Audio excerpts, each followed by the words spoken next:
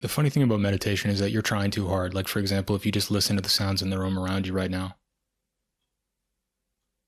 notice how you don't have to try to listen to them. You can just hear the details of the sounds.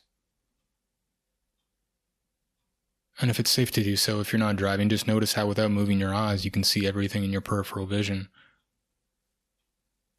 It can just expand. You don't even have to try. You can start to see all the details in your field of vision.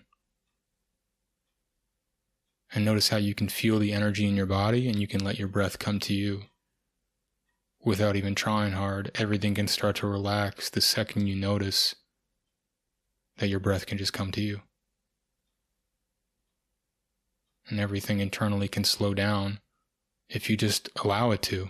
You don't even have to try to allow it to slow down. And as you feel that energy and that breath in your body, you can see everything in your peripheral vision and you can hear everything at the same time without even trying hard. See if you can stay with the details of all three as one flow of energy without even trying hard.